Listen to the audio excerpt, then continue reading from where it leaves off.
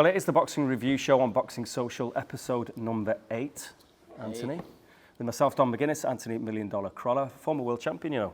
Isn't that correct? Do you know what I wanted to know, actually? Are you like a former president of the USA, where you're always the president? You know, you're like President Obama or President Clinton.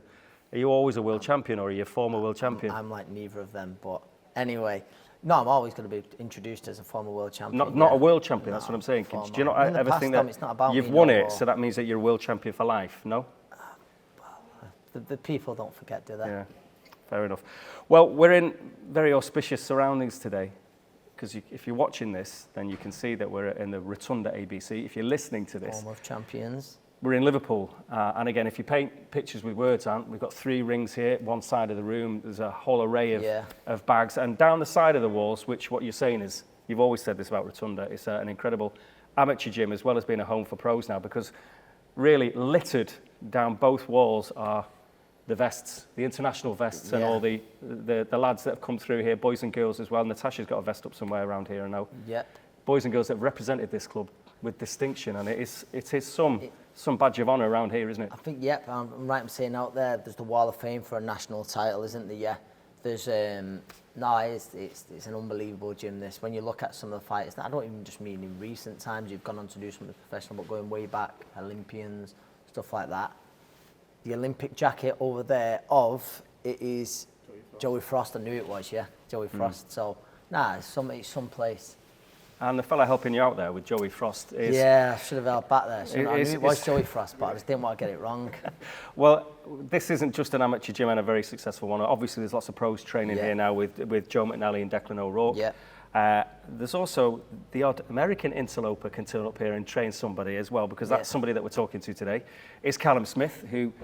a light heavyweight now, going into his 3rd light heavyweight fight, and a massive, massive challenge against Artur Beterbiev. We're going to get stuck into you in a bit, Callum, but yeah, I mean, this place is very special. You've trained obviously with Anthony for a long, long time in Bolton. You're kind of back to your roots now. When you're not in America training with Buddy McGirt, you are here with the lads. Your brother Liam obviously is here, and all the guys that you've grown up with, McNally and O'Rourke, as I mentioned. So, you know, kind of put into words what it means to you, this place.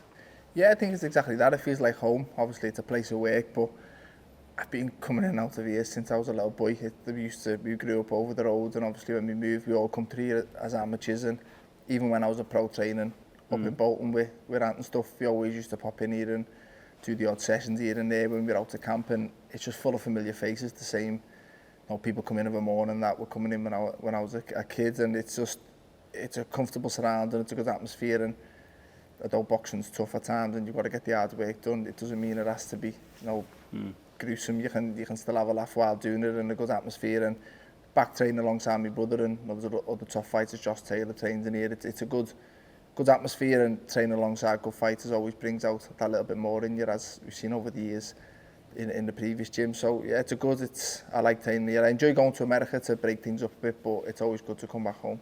Just like I just said to Crolla, you're a former world champion, but you've got a chance to be a 2-weight world champion when you take on this fella Beterbiev, and we are going to get into that in more detail a bit later on, because obviously as the show is called the Boxing Review Show, we tend to look at the fights that have just happened as well. So a few days have passed since we've got our heads around all the action, starting off on Friday. And before we get into that as well, I'd like to know what you've been up to this week, because I've just journeyed over from Manchester with you today, and you've managed to get hold of somebody's car. Give us a bit of a story so when we had Willie Limond on last week, I was hiring a car for weeks. It's like, Willie, most generous guy you can meet. No, Croll, I'm getting picked up here.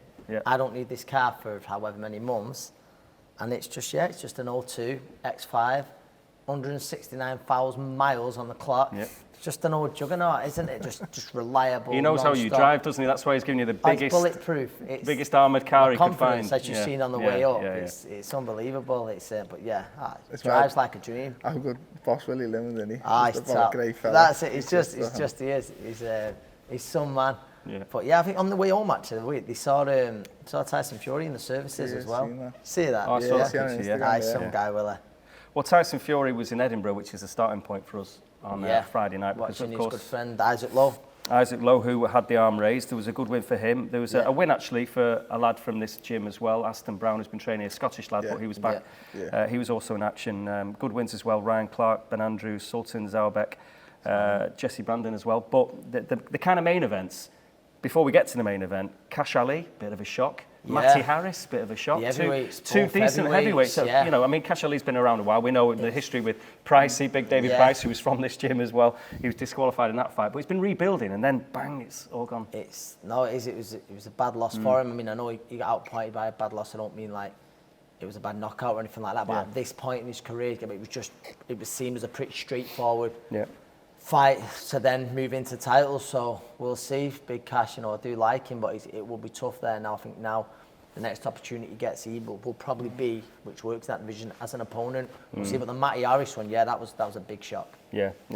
Harlem Eubank got the job done against Ishmael Ellis. I know. I seen today on social media his news soon. I think it's finally time there to let Harlem off the leash. He's 18-0 now, so listen, he needed that little bit longer. But he's looking well. He's looking well and improving all the time. And I think domestic titles are certainly what he'll be going for. And next. Fellow that's got links here through Josh Taylor, big mates of Josh Taylor, Lee McGregor. Now, he's had a bad time, 6 fights in 3 years. He's had all sorts of frustrations outside the ring. He gets the big homecoming fight that he's been desperate for against Eric Robles. I mean, how many times are we going to see Central Americans, South Americans, you know, come over and do what he did again? And it was a great fight, wasn't it? It was a fantastic fight. It really wasn't. Early on, I think, he had some engine on him, Robles, because I don't know if you've seen it, he didn't stop throwing shots, and at the time, he just let the speed of hand, I think, was the difference in the fight, and it was coming up the middle nice. The backhand, the variation in the backhand was very good. And listen, Lee had his moments, but listen, it was 100% the right decision. But you look at Lee McGregor and you think, the size of him, and don't get, he's only recently moved up, you think, how did he ever make bantamweight? No, it's crazy. But, like, even now, how is he making super bantam? When he faded in the second half, would that be down to that? Lee McGregor's a very, very good fighter.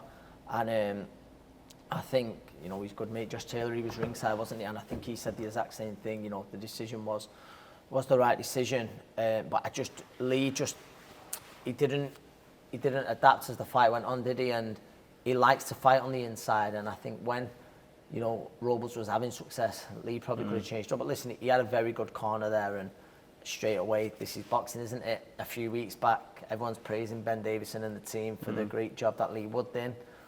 And then now there's criticising because McGregor, you know, didn't adapt or didn't change, didn't use his size boxing that distance. But it's more unfortunate that's boxing. He'll be back though. Listen, he's got a very good team behind him there. And you mentioned the way he said he's going to right the wrong. He wants a rematch and all the rest of it, and he's just determined to do that. I mean, we're looking at a fella here that used to make super middleweight. When you talk about guys that are ridiculously big for the weight, Callum, that never made any sense, did it? But I know on that set, and I think it's knowing when the right time. But you look at McGregor there, and listen, Callum's got the frame to move up again. But you look at McGregor, and he's absolutely huge. You think he could go up a few weights and he wouldn't look out of place, but we'll see. Yeah, disappointing for him, but as I say, he's determined to put that right, and he's only 26 years of age. He's a real talent, he is. Now in Dubai on Saturday night, again, a kid from the gym was in action, Jack Turner, that you were just saying before we started this, Callum, that you know he's really heavy-handed and could be very, very exciting. He got the job done. Tirsen by Kalakmat, who's trained by Jamie and Nigel from VIP in Salford. Travis, Jamie Moore and Nigel Travis should explain himself. But so he had a shot fairly recently, I suppose, didn't he? But again, now he got the arm race. But Jazza has had a great career, hasn't he, Jazza Dickens? And you know, he's won titles. He's shocked Lee Wood. He's done great things. You know, he was part of the GB setup as an amateur for a good time as well, wasn't he? Horrible knockout. On the wrong end of 10th round. It was, and it's hard. I think Callum will tell you. I think everyone loves Jazza. Just a good human being, isn't he? He is, It was just to see him there now, and you just feel like, listen, if world titles went for someone for hard work and persistence, Jazza Dickens would have one. I know he had the IBO world title, but that then it gave him a little bit of a bargaining tool if he was to win again to go after one of the big four. And now, listen, whether there's going to be a rematch, I'll be honest, I've not managed to see the fight. I've only seen the knockout, which was a bad one. We'll see now. And again, we've talked about weight. Has weight caught with Jazza as well? We'll see. But I think Jazza, as positive as ever, straight after it, you know, he's given a little video and said, you know, we'll be back. You won't keep him down. And We'll see. Again, very good coach in Peter Taylor. We'll see what happens now with Jazza. He has a very good outlook on life anyway, Jazza. He's a religious lad as well, isn't he? But not only that... more Jazza, there won't be a better place. Well, it is. It's the work he does with families that struggle with addiction and stuff like that. I know he works with Maverick Stars Trust, a charity you know very well, that you work with as well. So he does a lot of good stuff, and he kind of brightens up a room when he walks in. He's that kind of a lad, Jazza, isn't he? He is. I think Callum will tell you there. He's just like, he does a lot, doesn't he, in the community, and obviously the sacrifices he makes. He's away from his young family, obviously, training over in Ireland with Peter and stuff like that. So. And they're a lot more likeable Everton fans, aren't they? Yeah, I say it all the time. Everton's the people's club, isn't it? It's the proper, proper Scousers, whatever. Stop it. Anyway, on to the big talking point from a few days ago now. We're going to have a look at the Inoue fight as well a bit later on, but we'll finish for this part on this one. Maxi Hughes goes to Shawnee, Oklahoma, a place that probably no one had ever heard of before he gets this fight with George Kambosos, an Australian fighting a Yorkshireman in the middle of nowhere. Yeah. Oklahoma, not really one of the commissions that you'd talk about. Nevada, really New York, all the rest spot, of it. California, but not Oklahoma. Even though some great fighters come from Oklahoma, there's one that is going to be in action next week, of course. So it has got some talent there. But anyway, we know what happened. You watch the fight. Maxi Hughes goes the distance with Kambosos, stuck to the plan, boxed beautifully. I think everyone, in the commentary as well, Chris Algieri and basically the team there, they were as shocked as anybody with the scorecards, particularly the 117-111, which is just a joke. But I mean, how do you make sense of that performance, firstly, from Maxi? First of all, I thought it was a fantastic performance, and I was with you last week. And I always say, if Maxi gets into a rhythm early, he's very hard to take out of it. He is, and I said about someone earlier, about Rollers, the southpaw there, the variation in Maxi's backhand was fantastic. From over the top, and I thought he hurt Kambosos downstairs as well, upstairs and downstairs. I just feel like, and it's all right, people saying, and I agree, there was some close rounds which you could have scored for Kambosos, but all in all, Maxi Hughes has been terribly unlucky not to come away with his hand raised and still have his IBO world title, and he took it unbelievably well. He did, he took it unbelievably well. It just makes it hard when he's such a good, honest lad, and again, that's his sixth defeat. It is, yeah. And we spoke about it last week. You had a few defeats, so what? And you've just seen exactly what he should have had the rewards now. He should, and it's one of them, you look at it now, and it's all right saying it, and you don't want to say the end of his career, because he's boxing better than he's ever boxed. Yeah. But he should have now. He beat Kambosos, and that puts him right in line. Well, I mean, that was a final eliminator, wasn't it? Yeah, IBF, and there was an IBO there as well, but it was all about the IBF eliminator, really, wasn't it? And people say, his stock's risen, but that doesn't pay your bills. Your stock's rising. Do you know what I mean? And I feel for him massively, and I said the improvement under Sean O'Hagan and the team there since he's gone there has been unbelievable, and massive shout out to them. And I enjoyed the social media videos of Sean O'Hagan in that fight week. I don't think much was going on in Oklahoma, but that was one of the highlights. I tell you, again, and we say it all the time with Sean, but you could see the plan that he put in place for that fight. I know he's a joker and he's good fun and all the rest of it, and he doesn't take himself too seriously, but he's an astute man. Boxing coach, very clever boxing coach, and you could hear him. I think in there it was only a small venue, and you could hear him sort of talking Maxi through the fight, and Maxi followed the plan, and you felt for him, and I just sort of had to laugh at the interview after it when he sort of brought up how I look a bit stupid in this hat now, don't I? Do you know what I mean? I just rated it, but he started. Listen, I think certainly on the back of that, another chance will come, but it doesn't make it right. What was the worst one for you, decision-wise? Was it the Darlis Perez first fight? Yeah. The one that everyone thought you'd won. It was, it was tight. And it's because I got a rematch, and I was pretty sure I was going to get on the back of that. Whereas Maxi, you don't know if he's going to, because Kambosos and their people around him probably rightly so in a business sense. I'm going to look at him again, are they? I'm going to go there. What? We've got a shot at world title. Why are we going to fight him again? No. The only blessing could be, and I don't know, might be speaking out of turn, Haney looks like he's going to move up. So Kambosos fights for the vacant title, and they might run it back for the full title. Maybe somewhere else. But then you have people in the rankings. Maybe somewhere else, yeah. It'd be better off in Australia than Oklahoma, wouldn't it? Yeah. By the looks of things, but I don't know. It's but we'll see. But listen, he would deserve a rematch. But and yourself, Callum. I mean, I don't think you've had any. I mean, all right, I suppose, controversy in terms of your pro fights. John Ryder might say, well, that was a dead tight fight, and there was some people that were in the John Ryder corner at the end of that fight. But in terms of going against you, the one that sticks out is when your Olympic dream was ended. I think you were in Turkey, weren't you? Yeah. And you were robbed, basically, weren't you?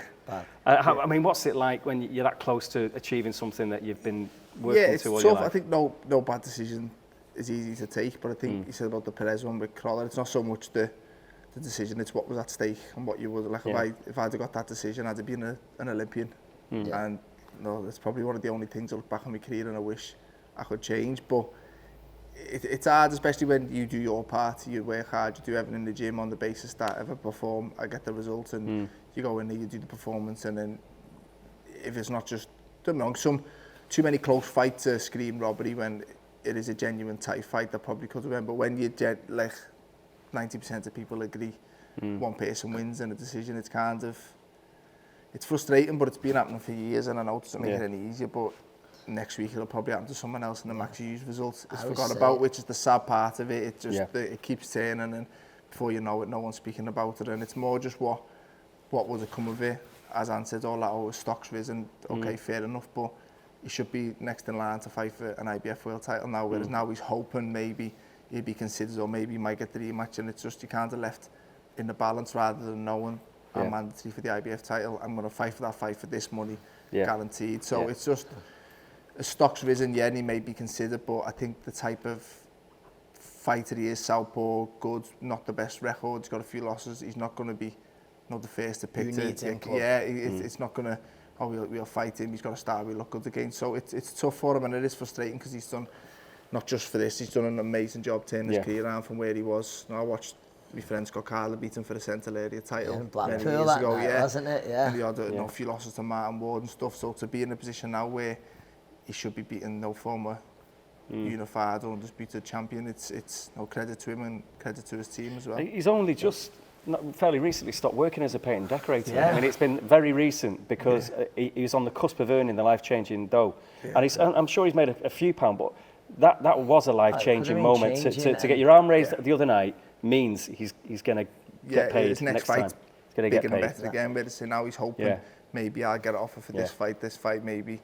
If the way the land lies, he might be in a position where Kambosos hasn't really got anyone else to fight, so they'll run it back. But it's all just ifs and buts rather than he gets the decision there, he knows what's next. And the appeal that he was talking about, what will that do?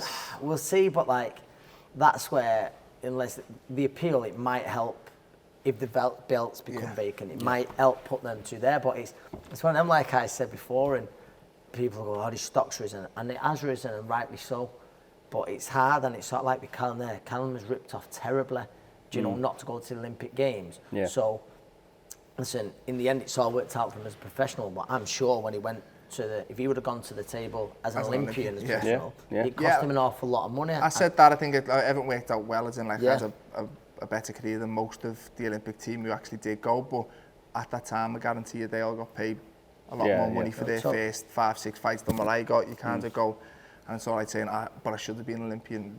You're not. Unlucky. Here's your offer. Yeah, but you got quids in Saudi, didn't you? Come on, you did all right. That's true. But it's just, it's all right saying, he should have and would have, but the facts are facts, and he didn't get his hand raised, and he's not mandatory challenger now for the IBF title, which in the division he's in, it's a bit like what we're saying now with the 154 division. The belts all can become vacant, and then you have eight fighters fight for four belts. So he could have been in a very good position, and unfortunately he's not.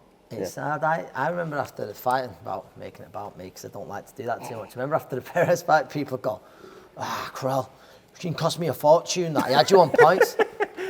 And I was like, it's cost me a few quid, believe it or not. I would be world champion, I'd be defending. But the little thing as well, it's my worry with the Crolla one, is in like, okay, you get the rematch, but then there's no guarantees he'd be able to repeat that performance, and then you could get an even better Perez, and then next time he might underestimate him, could perform better, and Maxi might perform, and then he gets beaten. It still doesn't take the fact that you still should have had that win first time round. So there's no guarantees. Bad decisions. It's just whisper it around here. I won't say it too loud with the Josh Taylor, Jack Catterall thing. I might get chased out of town here, but.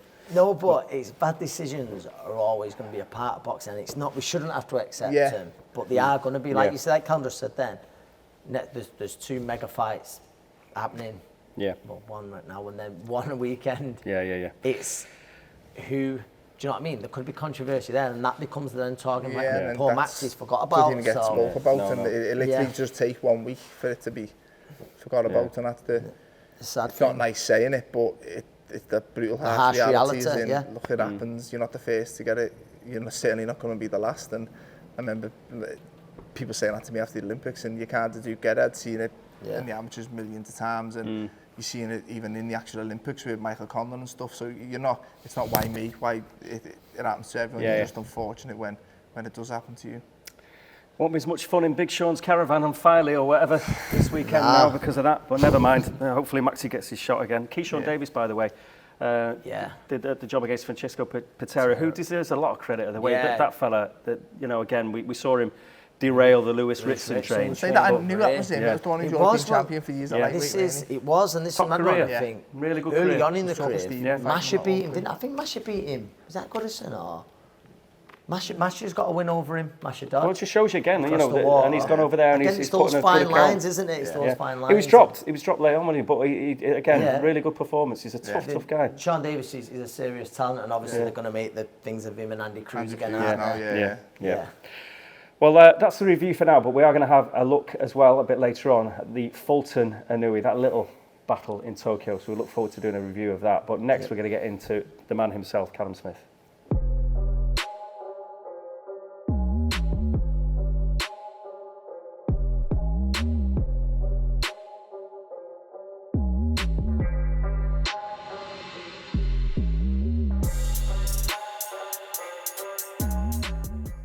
Well, we are here at the Rotunda ABC in Liverpool. It is the main training base. I think that's probably right. Is it, Callum? It's the main one, but you go over to the States as well. And so, in fact, just tell us what the routine's been ahead of this Beterbiev fight. This one, I went over to Florida, Vero Beach, for the first 4 weeks, and then come back here for the rest of it. I just like going over there to kind of kickstart my camp. You fully switch on, switch off, away from family, and it just sort of throws you in at the deep end, so to speak, takes you out your comfort zone. I get the base work done there, and then I come back here for all the main stuff where I say I feel comfortable, so I feel like home. It is. Buddy's here, yeah. Scouts. No, do you know what, actually? I wanted to ask him what he prefers, Manchester or Liverpool. He said Liverpool, no, he hates Manchester. To be fair, he's not actually staying in Manchester, though, is he? He might say something else when he's over there. Yeah, I'm going to ask him this in person. But, it's because he's training Dillian, and Khalil at Fight Factory near the Manchester City ground. Yeah. But where he's staying, he's not in the mix here, he's in a good part here, isn't it? Do you know what I mean? Where's he's he right stay? near the centre. I'm sure he stops at one of the village hotels. He definitely does. In Liverpool? No, in Manchester. Oh, I know where he does, but so what's he doing when he's over here? Or is he's just... He just comes here in the morning, trains with me. Yeah. Goes up there overnight. Stillian trains over night time. So he trains him late at night, stays there, and then comes up here, So I was going to say about that. So have you done anything with Dillian? I was in Florida with him at the same time, but I've seen him, but he does his boxing work overnight. Because I do like me running and stuff, and then when I'm doing my boxing work, he'd come in and do like his running also. We kind of in the gym, but doing different things. He prefers to do his boxing work late at night. Kovalev was he over when you was there? No, as well? he come just after I finished. Okay. I think when I was my last week, he phoned Buddy and said he got a fight date and stuff, so he was coming over. But I was due to leave. So we were in good sparring, to be fair. Yeah, I was going to say, just a bit. And I know the plan is to head over. There's another Smith that's just entered the building, I've noticed. Yeah.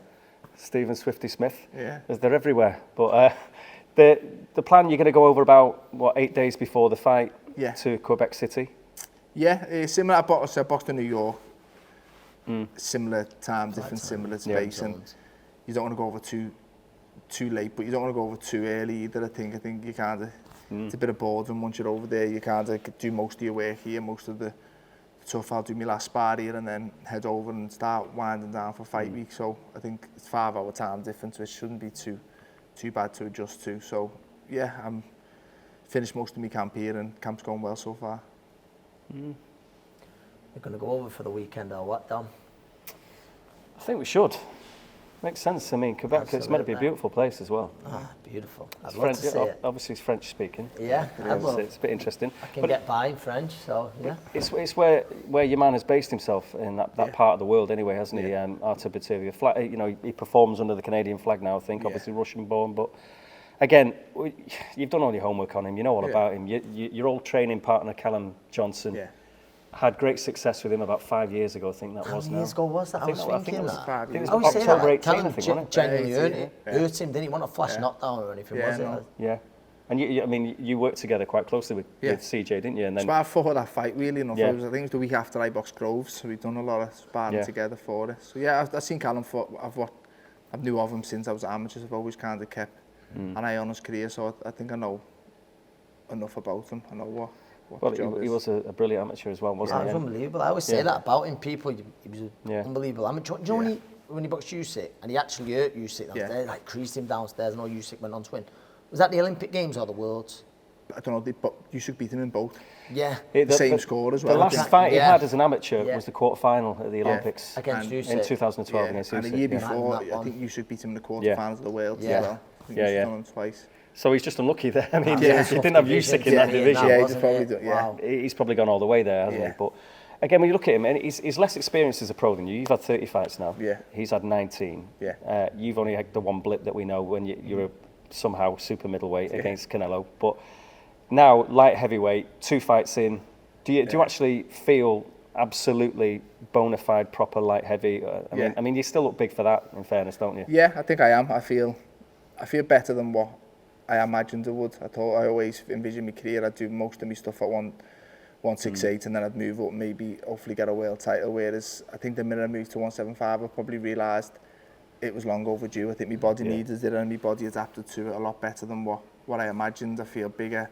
I think I hit harder now than I ever did at 168, and I just feel like a lot kind of come into play at the right time. Obviously the switching trainer, little adjustments, probably the age I was getting to into my 30s and moving up to 175 all kind of gelled well at the same time, and just I think improved me as a fighter all round, and I feel I'm performing now better than I probably ever have done. So I think the time, if I'm going to become a 2-weight world champion, I think the time's now. Do you feel a lot fresher in camp, Carl? Do you know, with the weight, that extra 7 pound? Do you feel a lot fresher? Like at this point now, your last few hard weeks, do you feel better definitely. for it? So when I was at 168, I think like my last few spars, I always feel a little bit tired. It's probably where your food's coming down. It's hard to explain, but you're training and you're not really putting enough back in you, and you're always kind of watching where I'm at. And I think now, don't get me wrong, it's not easy to make 175. I still feel I'm very big at it, but I do feel a lot more energetic coming into the last few big weeks and my camp and stuff. So I think that's hard. It's tough, but it's just that little bit more enjoyable. I know I've got it in me to do the big sessions, the big heavy load, which is over like the next 2-3 weeks, which is going to be tough, but I'm enjoying it. It's been a tough camp, but I'm ticking each day, and driving home from my second session, I'm pleased that it's done, and I know that every day counting. I believe I've been in the best shape I've ever been in. There's a little nick, I know it's part of the job. So that actually, I had the barrett guard on as well. Hey? I had the barrett guard on as well. Really? Yeah, Who was that then? Squeezed through the gap. I was sparring the Irish lads who went the Tokyo Olympics, but sparring's gone well. I've had a few different people in. I've got a few more coming over as well, and a few coming on from Europe as well. So it's good. Sparring's gone well. I feel like the technical side, what we're working on, I'm getting each time. I'm getting slightly better, and like I say, I'm enjoying the challenge. I know I've always wanted to be involved in the biggest fights possible, and camps are that little bit more interesting, a little bit easier when you know it's a big fight coming up. It gets you, you know, your butterflies going, and it's definitely an enjoyable but tough camp. Just try to think, who is that then from the Irish team? Emmett Brennan, yeah. I like him a lot. Is he managed by Darren Barker? Yeah. Yeah. So I sparred him last week. And I had a bar on him, so went through the gap. And, so maybe like pinch me skin. I thought, how's that got through that gap there? But yeah, it's tough. You get sometimes. Like yesterday was one of them days where I sparred in the daytime, and then you're lying on the couch and you're sore and tired, and then your alarm goes, and you know you've got a tough run to get up and do, and you just got to get up and do it. And you know, when you're driving home at night to have your tea, you feel good that it's done. But some days you hop, skip, and jump the gym. Some days you've got to drag yourself there. But as long as you get there and you get it done when you're there, you're not silk pyjamas yet, are you? You're not at that stage. No, you're joking at you. But yeah, no, it's tough. Like some days are hard. Some days you feel like you've been hit by a bus and you've got to just get up and keep going. You know, time waits for no one, and you can't afford to to have many days off, and I think that's just your body gets used to it over the years, and you just suck it up and get on with it. But it's tough, but it's hard to explain. It's enjoyable at the same time. I know I'm getting better as a fighter, and I know what the goal is. I know what I'm doing it for. I want to be a 2-weight world champion. I want to be a unified world champion, and I'm one fight away from achieving it all. 2 Ring Magazine belts as well. Yeah. 2 Ring Magazine belts. I think, just while we're on camera still, you get 2. There's one man you've got to give it to, aren't there? That's the S&C, Johnny Reynolds. Johnny's the man. When in WBC and I get the WBC belt, I think I might offer it to Johnny. But yeah, I think it's just good. It's a lot of motivation for me. Like I remember when I was a kid, I used to read the boxing news and see all, like your Roy Jones with all the belts over him and that. And used to always wonder whether I'd be good enough to get one when I'm older. And now win this fight, I've got them all. I own all 4 world titles in Ring Magazine. So it is everything I've ever wanted, and to be so close to it, that's all the motivation I need. That's what gets me out of bed in the morning. That's what gets me to the gym. You said as well before, you said time waits for no man. I mean, that's what is in my head now when you're looking at that. He's 38, you're only 33. Yeah. And again, fresh at the new weight. Do you just feel it's just those stars have aligned a little bit?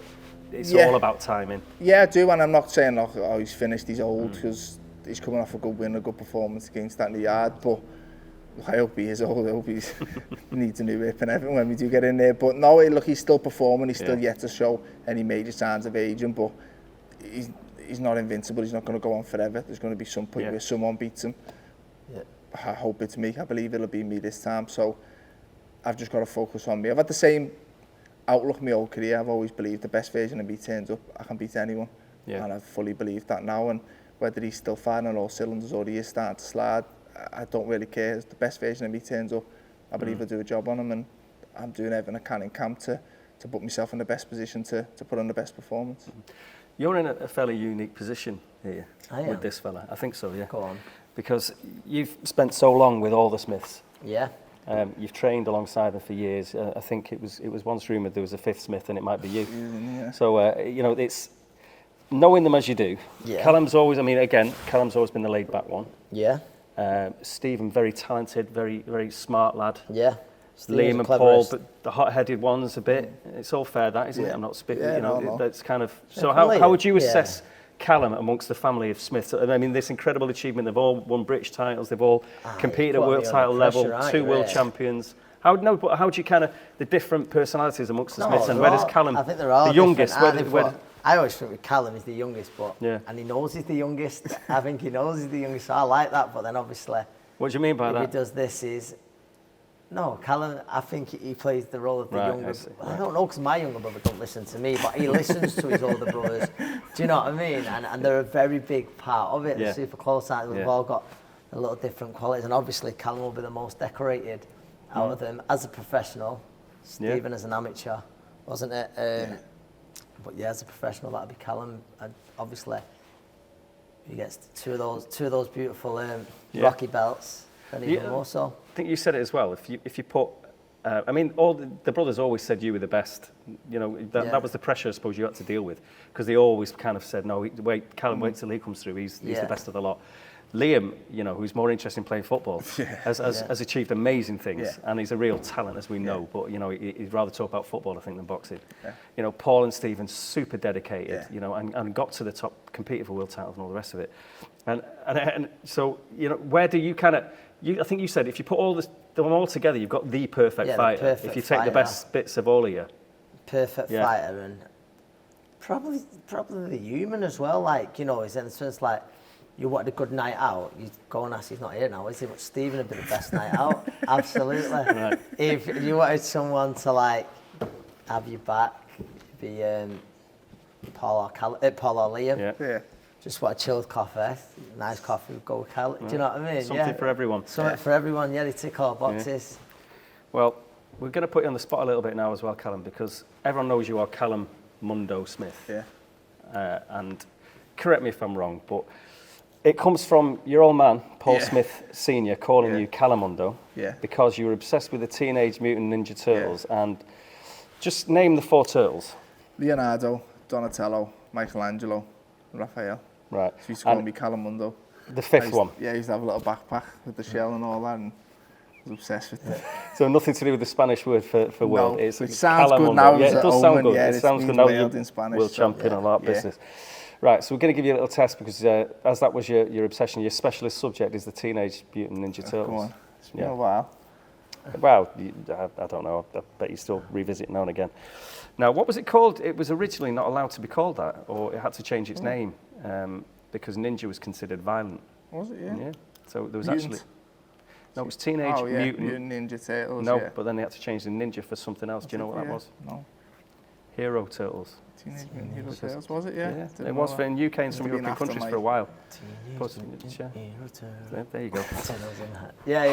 How many live action films did they make after the TV show? Obviously, was a massive hit. One quite recently. There was There's one now in there, yeah, or just very recent. Who was the woman and he played April? It was in the Eminem video, Love the Way You Lie. What's her name? Megan Fox, didn't she play in it? Right. I'm sure she did, yeah. Then I know the answer. So how many do you think that is? 3. 4. There was 3 in the 90s. Yeah. There was 3. There was like 3 very close together. 90, aren't they? So they were my era. They were, yeah. It's mad that. Right. He managed to know who played April, just happened to be Well, Megan Fox, that's just kind of that's just proved anyway. I just knew it was recently. yeah. Oh, because that was she was the reporter in it, wasn't she? Yeah. She's April. April, right. yeah, it's the name. Yeah. Well, this is only the scant research I've done. I don't know anything about any of this. Yeah. The arch nemesis of the Turtles had 2 names. Rocksteady. No. I know this. Yeah. Went by 2 names. The biggest villain, the Turtles' biggest rival, if that's the right way of putting it. Phone a friend. Was it Shredder? Yeah. Shredder. Yeah, Shredder. And also by another name, a Japanese name. Jesus, no, it's the bonus point. Yeah. Well, you know your Turtles. It's Shredder and. It's the same person. Oh no, I don't know. Oroku Saki. No, don't know that. Oroku Saki, yeah. Now, the Turtles all wore bandanas. Yeah. I know all the colours. Ah, jeez. Go on then. Donatello's purple. Yeah. Leonardo's blue. Favourite. Michelangelo's orange. Raphael's red. No hesitant now. And I'll tell you the weapons as well. What was it? You had the Raphael of the daggers? Daggers, yeah. Michelangelo had the nunchakus, didn't he? Leonardo's the sword. Donatello had just a big stick, didn't he? Yeah. Right. Oh, wow. Yeah, you're doing well. they're all named after a style of artist. Yeah. Go on. What was it? If you were to describe the artists that they're named after, it's a genre of art. They are such as a word artists. So you're Michelangelo and all the rest. Yeah, Michelangelo, Leonardo da Vinci. Is it?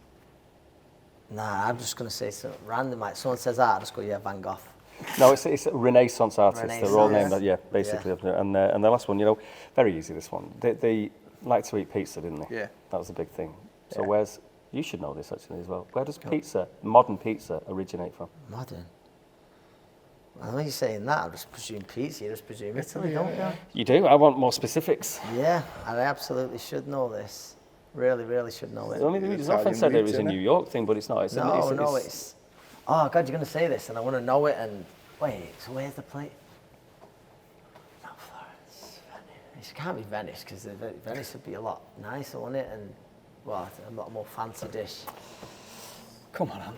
Oh, this is disgusting that I don't know it. I do know this. No, I don't know. Naples, jeez. Isn't that where your crew are from? Yeah, that even more so that way. Yeah, when we go down, just Napoli, the southern region. Yeah. Lazio, Picanisco, beautiful place. Right. Well, we're nearly done with you now, Callum. So you've done very well with the Turtles quiz. Fair play to you. So now you've got a second session today, have you? No, I've got a physio after the physio. Bit of oxygen. And then the hard bit, you're pretty much coming towards the end of the hard part of the camp now. Still got a couple of weeks, big sparring, I think, which is tough. Spar Monday, Wednesday, Friday. Yeah. So yeah. And what does the future hold then? When you get your arm raised, you beat Beterbiev, you got all the belts, two-weight world champion. I don't know. I don't want to look too far ahead. Obviously, I've always said when I become a champion, I'll retire. That's genuinely a massive possibility. I think the fact that I'd have 3 and be 1 fight from undisputed, then it's definitely a no-brainer. But if I couldn't fight Bivol straight away, then there's nothing else that really motivates me. I think if I could try and get a fight at Anfield in May, then that's definitely something I'd like to do. But at the minute, my whole just focus is in beating Beterbiev and taking his belt off him, and then I'll be in a good position regardless of what I want to do. But you kind of said that years ago. You would never, obviously boxing's been your life and all the rest of it, but it's not your life. You can interest yourself away from the gym. Yeah. You've got other things going on, and you could walk away from boxing and be happy. I've always just wanted to. I always spoke with I don't want to stay around for years and have pointless fights and put pointless miles on the clock. And you see far too many good fighters still fighting. You think, why is he still? And they're losing to fighters they probably would have beat a couple of years ago. And I've always wanted to, if I can be in a position to, why wait for that to happen? Why wait to lose to someone who I think, could I beat him a couple of years ago? Am I a little bit past it? I'd rather Andre Ward, Joe Karzagi, they're the type of fighters who get out and you think he probably still has a few big nights in him, but he's done it on his terms, and I've always wanted to be in a position to do that. And I think if I win my next fight, I'm definitely in that position to do it. And I used to think I'll be done by the time I'm 30, and I think COVID and whatever overrun that a little bit. But as long as I just want to be, again, I don't mention that, but I remember him saying about him when he retired, I just want to be satisfied and content with what I've achieved. I don't want to retire and wonder, and I could have done this, or I wonder if I could still do that. And I think Ant, he might disagree, but I think when he retired, he kind of knew he'd done everything he wants to do. He achieved his potential, and you'd be surprised. There's very, very few fighters out there who probably can say that they've done what they want in their career, and they've got no ifs and buts, and I probably underachieved, or I could have done this, or could have done that. And I just want to hopefully be in that position so that once I'm done, and that's it. And I've got no little things niggling me in the back of my mind, and I win this next fight. Like I said before, I don't own every belt, so there's nothing really that I think I could have done that, or I don't think I'm big enough to. I'm probably tall enough, but I don't think I'm big enough to go and be a three-weight world champion. So that's definitely off the card. So I don't think there's many more avenues that I could go down. I'm not just going to stay around for the sake of staying around and fighting mandatories and voluntaries just to keep being able to call myself a boxer. Yeah, well, you could develop a really unhealthy love of Guinness like Anthony. But Callum, thank you very much for your time, and all the very best in Quebec City, and hopefully we'll see you out there. Good man. So next, we're going to wrap things up and have a look at that little small matter of the fight in Tokyo. It is Fulton against Inoue.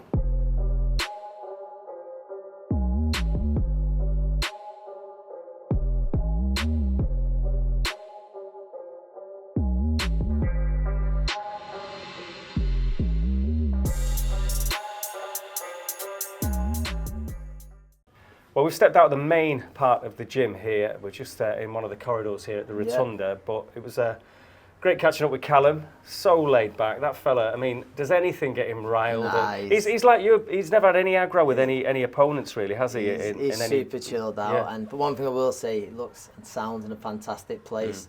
And even more so on the way home now, I'll be on flight scanner to make sure those flights to Quebec get booked for the weekend. Yeah, it's a bit unfair putting you on the spot in front of him, but what's your gut feeling about that fight? No, genuine, and not just because we're here in this. I mean, listen, I'd always back Callum, but I genuinely think he does it. I just, I do believe timing's great. And listen, against last time out, people didn't give him the credit for boxing on the back foot as well. He does that. He done that very well. But I just believe Callum really has got the style to trouble Beterbiev. He's got the shots too, and listen, it's a tough fight. Big ass, the biggest of ass in that division, but I think it's one he's capable of coming through, and Callum does it inside the distance. Well, Callum would then be a two-weight world champion, but we've stepped out of the gym because there's a full session going on in there now. They've pumped up the volume, as is only right when people are training properly, so it's a bit noisy in there now. But talking about a two-weight world champion, how brilliant that would be. We've just witnessed something very, very special because we took the liberty to watch the Fulton Inoue fight here at the Rotunda. And again, you're getting a little bit speechless with this lad, the monster, because, he's stepped up to super bantam. He's not lost the power. He's not lost the spike. He looked more powerful. I think he looked more powerful and spiteful, didn't he? And I think early on, listen, I expected, in all honesty, I actually said between 7 and 10 he'll get him, but then I was leaning towards points because I thought Fulton, I thought he had skills to trouble Inoue. I just wondered whether he could get his respect, and ultimately he couldn't. And he become very hesitant then in throwing. I think every time he did throw, he was so sharp on the counter, and he looked so explosive, and he looked better than ever, in my opinion. Inoue, he's acclaimed to be right up there with the #1 pound for pound. Unbelievable fighter. Who's better? Well, what he's done, That's 25 fights. You can argue 22 KOs. It's you could argue Usyk with what he's done, but I mean, when you're going through the weights there, he doesn't get as much credit. Weights. 4 weights, and he's gone for the top dog in each of them, and he's a special fighter. I think you look at him, but right now I think him, Shakur Stevenson, you can't put him up there yet, but you think he's going to have I claim it's just how much further can Inoue go. I think the only thing that beats Inoue is size eventually. Yeah. Not just yet though.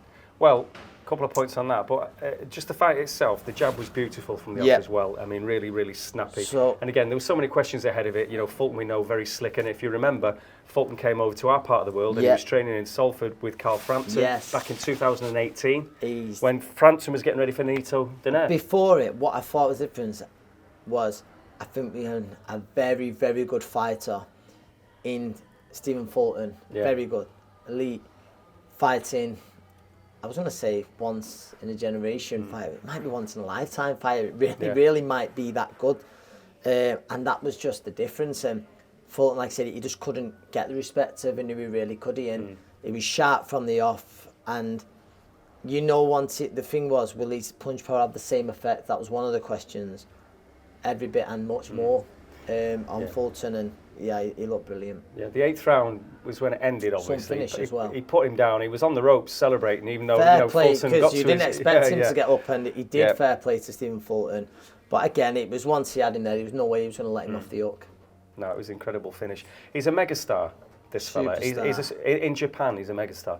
Now, I suppose we want to see him on a bit of a world tour, don't we? Because this guy is truly special. Yes, absolutely. But when he's packing out arenas in Japan, the superstar he is there. Yeah, but it would be great. Love to see him here, wouldn't we, in the UK? But certainly over in America and stuff like that as well. Yeah, I think he's a crossover star, though, isn't he? Absolutely. I think now, I mean, anyone that's got any interest in boxing should know about this fella now. Knows about Inoue for sure. Yeah. And again, he's done 4. Could he do featherweight? I certainly think he could. Going off that performance, absolutely. Fulton wasn't a weak champion. Fulton was one of the top dogs in the division, one of the very best. And the way he went about that then, it was very, very comfortable for him. Great seeing a fight like that on a Tuesday morning. Brilliant. I love Tuesday mornings. I love Tuesday morning lunchtime fights. Let's see more of it. Well, yeah, and we are looking forward to. I mean, we thought that we're just going to get giddy about the fight we're about to talk about, but obviously when we talk about Inoue, he deserves to be at the very, very top of the tree of any conversation now.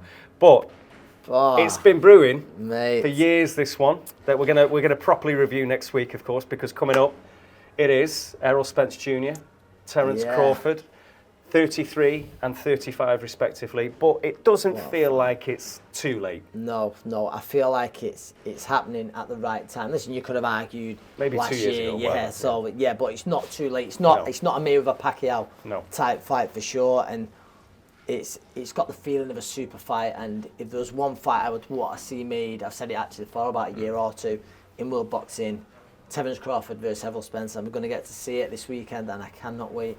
So this will be, beyond doubt, the best welterweight on the planet who has the arm raised. Absolutely. Hopefully we don't get any controversy. We've already spoken about that. I know it's split the Crolla household. Absolutely has. Young William Crolla, a 1-0 novice pro. Big prospect. He's Errol Spence's man. Spence fan. You're definitely Crawford then, so nothing's changed your mind. You're still going with Terence? No, I'm still going with Terence. And I just think when watching the media workouts this week, and this has been, and probably sounds a little bit uneducated going off this, but I do believe Spence is such a huge welterweight. I do believe the weight is going to catch up with him eventually. And seeing him in the media workouts this week, Crawford just looks so much fresher. I know Spence has this laid back demeanour and stuff, but sometimes where he's thinking, I just want to get this done. And every fight has been there almost where you're thinking, I just want to get this done, rest up and stuff. And I just think Crawford's going to be just a step ahead throughout. And I think points decision for Terence Crawford, but I can't wait for it. Nonito Donaire is looking to make a bit of history as well. Alejandro Santiago in the other corner, but again, he's looking for a bantamweight. We will see, again, 40 years of age now. Unbelievable, and Do you know what? I met him in New York last year. I was a few beers in, actually, with Stephen Smith, who's just in the next room. And we bumped into him when we went back to the hotel. And no, what a great guy. I think it's been well documented how he was. Carl Frampton, great relationship since. And so just a lovely guy. And he always kept on, listen, it'd be lovely to see him do it. Also, domestically, in our mate cameraman Josh's hometown of Telford. Beautiful. We've got a big domestic one. We've got Liam Davis in against Jason Cunningham. Now, Jason Cunningham is one of these lads, we were talking about Maxi earlier on, that's had plenty of blips. I think 7 defeats. There's so many similarities, not just because they're both from Doncaster. But keeps going. The big tattoo, the underdog that never lost up. Fair play to him. And listen, it's a great domestic fight. I do think on Saturday night he's fighting Liam Davis, who's at the very top of his game. Unbeaten.